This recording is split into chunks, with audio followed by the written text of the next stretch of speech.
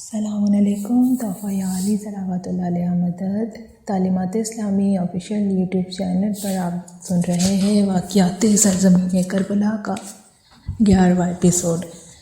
معزز سامعین، روایات کے مطابق زمین و آسمان شہادت مولا حسین علیہ السلام کے بعد 40 روز روتے رہے، اور ایک روایت کے مطابق 6 ماہ تک ان کا گریہ جاری رہا. اکثر روایتیں کہتی ہیں کہ 9 ماہ تک زمین و آسمان روئے اور ایک برس پورا ارض و سما نے گریہ کیا. آسمان جتنا عرصہ بھی رویا، کتاب کہتی ہے کہ اس کے رونے کی کیفیت یہی رہی کہ آسمان سرخ گولے کی طرح رہ جاتا تھا اور یوں معلوم ہوتا تھا کہ جیسے پورے آسمان پر خون کا پلستر کسی نے کر دیا ہو، جس کے آثار آپ نے دیکھا ہوگا کہ آج تک وقت غروب مغربی افق پر سرخی کی شکل میں ہوتے ہیں. دنیا جانتی ہے باخدا یہ سرخی واقعہ کربلا سے پہلے نہ تھی. ایک روایت کہتی ہے کہ آسمان سے سرخ مٹی برستی رہی، اور پھر دوسری روایت کے مطابق راکھ کی بارش ہوئی، خون کی بارش ہوئی. ایک مرتبہ مولا سجاد علیہ السلام نے اپنے غلام سبیت سے فرمایا، اے سبیت، جب سے یہ آسمان و زمین پیدا ہوئے ہیں یہ کبھی نہیں روئے. ہاں مگر 2 مرتبہ. پوچھا گیا کہ 2 مرتبہ کب روئے ہیں؟ تو فرمایا، پہلی مرتبہ حضرت یحییٰ ابن زکریا کی شہادت پر، اور دوسری مرتبہ فرزند رسول امام حسین علیہ السلام کی شہادت پر. سبیت کہنے لگا، قبلہ بھلا آسمان بھی روتا ہے؟ آپ نے فرمایا، ہاں کیوں نہیں روتا؟ تو سبیت نے عرض کیا، کیسے روتا ہے مولا؟ آپ نے فرمایا، یہ اس وقت کی بات ہے کہ جب قتل مولا حسین علیہ السلام ہوا.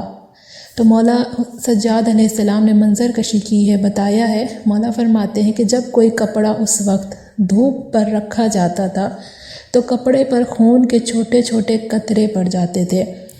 روایت کہتی ہے کہ آسمان سے اتنا خون برستا رہا کہ مکانوں کی چھتیں اور دیواریں اس قدر سرخ ہو جاتی تھی کہ دیکھنے والے یہی سمجھتے کہ دیواروں پر خون کی بارش ہے. جو کپڑے متاثر ہوئے ان پر خون باران رک جانے کے بعد بھی خون کافی عرصے تک موجود رہتا. معزز سامعین، مولا رضا علیہ السلام نے مولا محمد باقر علیہ السلام سے روایت کی ہے، معصوم کا فرمان ہے کہ جب میرے جد امجد کی شہادت ہو گئی تو آسمان سے سرخ مٹی اور خون کی بارش ہوئی. اللہ اکبر. زمین کا گریہ، زمین سے سیاہی اور سرخی ابلتی رہی. بیت المقدس کا رہنے والا ایک شخص بتاتا ہے کہ باخدا جس دن فرزند رسول کا قتل ہوا ہمیں اسی رات اس کا علم ہو گیا تھا. راوی نے پوچھا، کہاں کربلا، کہاں بیت المقدس؟ بھلا تمہیں کیسے پتہ چلا؟ تو اس بندے نے بتایا کہ ہم نے بیت المقدس کے علاقے میں جو بھی پتھر اٹھایا، اس وقت جو بھی ڈھیلا اٹھایا، اس کے نیچے ہمیں خون کا فوارہ ابلا ہوا ملا. ہمارے گھروں کی دیواریں خون کی طرح سرخ ہو گئی اور حوض خون سے بھر گئے. ہمارے اونٹ جب پانی پینے کو تالاب جاتے تو وہ خون سے پر ہوتے.